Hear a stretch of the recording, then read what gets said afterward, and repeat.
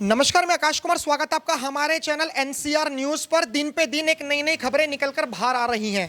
पहले आपने देखा कि सूर्य की बकरी ईद पर हत्या कर दी गई, उसे लोगों ने बताया कि हत्या नहीं बल्कि ये बलि थी। फिर उसके बाद हमने देखा कि जो अशद है, जो मुख्य आरोपी था, उसके ऊपर एनकाउंटर के दौरान उसकी मौत हो गई। उसको पुलिस ने मुठभेड़ में मार दिया। लेकिन अब एक नई खबर सामने आ रही है। एनकाउंटर होने के बाद तो सबको शांत बैठ जाना चाहिए था, लेकिन उत्तर प्रदेश के जितने भी तमाम हिंदू हैं या जितने भी तमाम वो लोग जो ह्यूमैनिटी को सबसे ऊपर रखते हैं, उन्होंने कहा कि हमें एनकाउंटर नहीं, हमें उसके घर पर बुलडोजर भी चाहिए। कहीं ना कहीं ये बात योगी आदित्यनाथ जी तक पहुंची और तुरंत एक्शन हुआ। ये आप घर देख रहे हो, ये घर अशद का है। मैं चाहूंगा कैमरामैन से वो दिखाएं कि लगभग 2 से 3 मंजिले का ये मकान है। और इस मकान, ये जो पूरा मकान है, इसमें ये अशद और अशद के पिताजी और अशद के घर वाले रहते थे।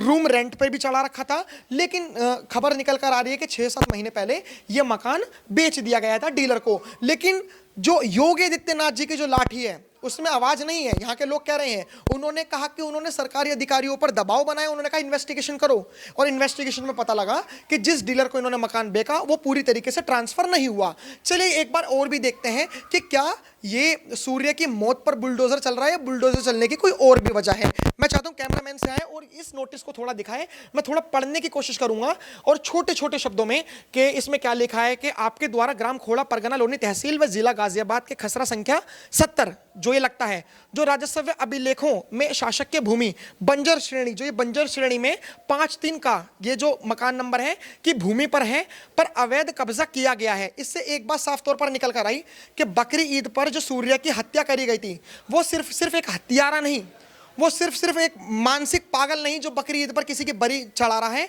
बल्कि एक अवैध कब्जाधारी भी था जिसने अपना मकान कब्जे के द्वारा बनाया गया था। और पढ़ते हैं आगे, आइए और पढ़ते हैं कि इसमें लिखा है, अतएव उपरोक्तानुसार ग्राम खोड़ा, परगना लोनी तहसील व जिला गाजियाबाद के खसरा संख्या 70 शासक के भूमि पर किए गए अवैध कब्जे के दृष्टिगत उत्तर प्रदेश राजस्व संहिता 2006 की धारा 136 के अंतर्गत नोटिस निर्गत करते हुए निर्देशित किया जाता है कि नोटिस की प्राप्ति के 15 दिवस के भीतर उक्त अवैध कब्जे को हटा ले, अन्यथा की स्थिति में वैधानिक कार्रवाई करते हुए स्वयं व्यय पर हटा दिया जाएगा। मतलब आज नोटिस चिपकाया गया है, 15 दिन बाद इसके ऊपर बुलडोजर चल जाएगा। आप ये मकान देख रहे हो, मकान बिल्कुल सही सलामत खड़ा हुआ है। 15 दिन बाद हम फिर आएंगे, इस मकान को ध्वस्त होते हुए दिखाएंगे आपको कि किस तरीके से सूर्य की जिसने हत्या करी उसके घर पर कैसे बुलडोजर चल रहा है। और इसमें साफ तौर पर लिखा गया है कि ये वो कब्जाधारी हैं, अवैध कब्जा कर रखा था। और सबसे बड़ी एक खबर और निकल कर आ रही है जो इन्वेस्टिगेशन के द्वारा करा गया है कि जो अशद के पिताजी थे नवाब ने कहा था कि सूर्य को मार और चक्कू मार और चक्कू मार। तो जिससे जो बेटा था, जो अशद नाम का लड़का था, वो और मोटिवेट हुआ, वो और उत्तेजित हुआ और उसमें चक्कू मारता रहा उसके पेट पर। फिलहाल यहाँ पर हमारे साथ 2-3 लोग बैठे हुए हैं। आप अशद को जानते थे?